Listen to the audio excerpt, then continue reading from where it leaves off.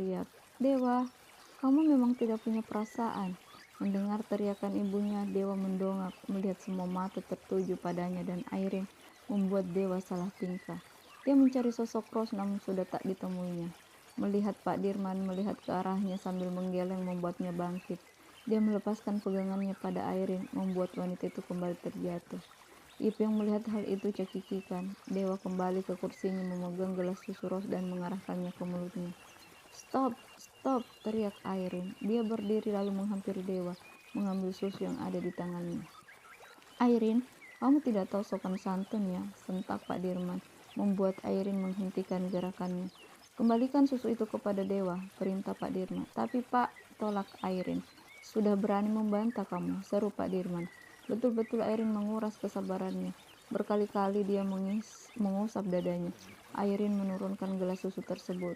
"Dewa, ambil susu itu, bawa ke Ros dan minum di depannya," suruh Bu Rati. "Tapi Bu," baru saja Dewa mau menolak, Pak Dirman langsung menyela. "Kamu mau menolak juga? Bagus, kamu dan Airin memang kompak." Dewa mengurungkan niatnya, mengambil gelas yang di atas meja lalu melangkah ke kamar Ipa. Tok-tok, Dewa mengetuk pintu kamar Ipa. Setelah beberapa menit tak ada jawaban, Dewa mengulang mengetuk kembali pintu kamar tempat Ros berada. "Ros, buka pintunya," panggil Dewa, tapi tak juga ada balasan. Dia menghela napas panjang, menatap gelas susu yang ada di tangannya. Susu tersebut sudah dingin, merasa kasihan jika membuangnya. Mau tak mau dia mulai meminum, baru satu teguk dia telah berhenti. Rasanya tak sama dengan susu biasa. Kembali dia menghembuskan napas, menutup hidung dan menghabiskan susu yang masih banyak itu. Setelah tandas gelas dia sengaja simpan di depan pintu. Harapannya supaya Rose melihat niat baiknya. Dia lalu beranjak pergi ke kamar untuk bersiap-siap ke kantor. Lain halnya dengan Rose, ternyata setelah masuk kamar dan kepalanya menyentuh tempat tidur, dia langsung terlelap. Dia sama sekali tak mendengar ketukan dan teriakan Dewa. "Nak, lanjutkan makannya. Maaf pagi-pagi sudah ada kehebohan," ucap Bu Rati kepada Ipa. Ipa dan yang lain melanjutkan sarapan mereka, sedangkan Airin sudah kembali ke kamarnya. Dia ambil HP dan menghubungi nomor Dewa. Sayangnya HP Dewa tertinggal di atas meja makan. Melihat HP Dewa berbunyi membuat Bu Rati berinisiatif mengambil HP tersebut.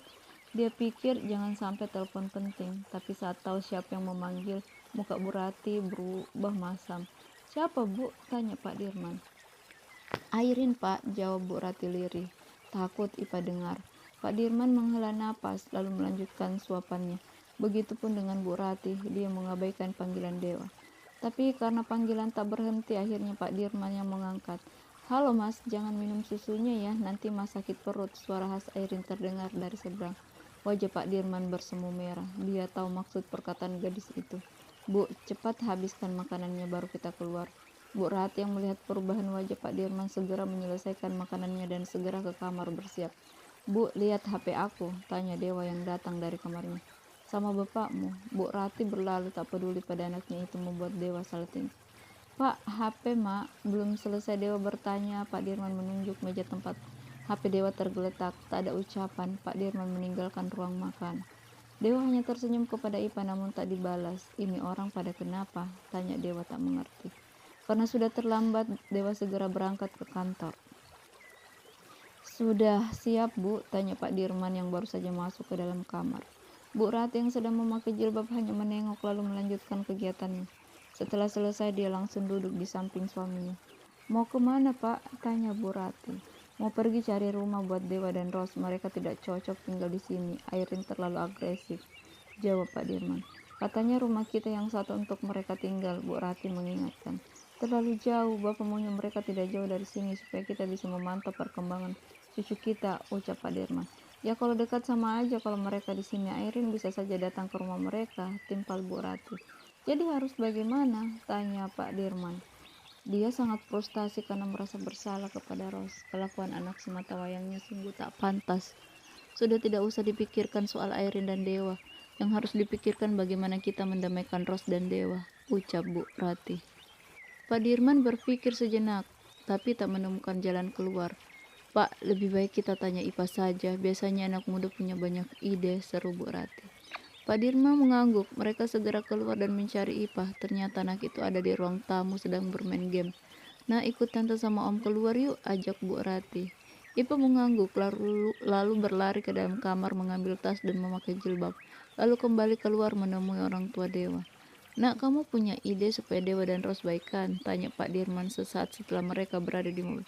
Itu mah gampang om, suruh aja mereka bulan madu berdua, pasti langsung baikan. Ipa memberi saran. Pak Dirman memukul jidatnya, merutuki kebodohannya. Bu Rati tersenyum melihat suaminya. Apalagi ketika Pak Dirman memutar balik mobil dan mereka tidak jadi ke tempat makan. Ih, kok putar balik? Om nggak seru, protes Ipa. Tenang, nanti om ganti pakai tunai. Sebutkan nomor rekening kamu, balas Pak Dirman. Bu, transfer uang 10 juta, perintah Pak Dirman. Ipa melongo. Selama ini dia tak pernah mempunyai uang sebanyak itu. Om banyak banget, seru Ipa. Gak apa-apa, lain kali om minta pendapat, sudah gratis kan, canda Pak Dirman. Mereka akhirnya tertawa bersama. Sampai di rumah, Pak Dirman hanya menurunkan Bu Rati dan Ipa. Lalu dia melanjutkan perjalanan ke kantor Dewa.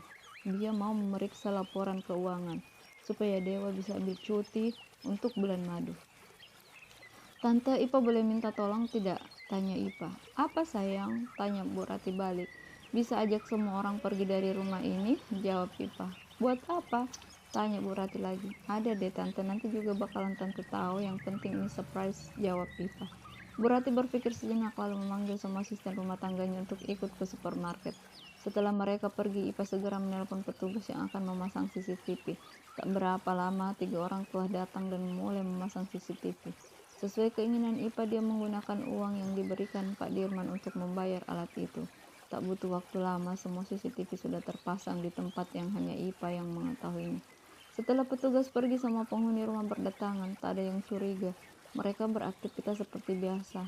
Nak, sini duduk sama ibu, panggil Bu Rati kepada Ros yang baru keluar dari kamar.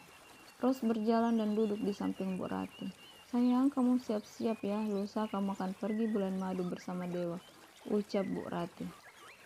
Ros bergeming mendengar kabar yang disampaikan oleh mertuanya. Tapi kok mendadak, Bu? Tanya Ros. Sengaja, jawab Bu Rati sambil tertawa. Akhirnya tak sengaja mendengar percakapan antara mertua dan menantu mengepalkan tinju. Aku harus membatalkan bulan madu kalian, ucapnya.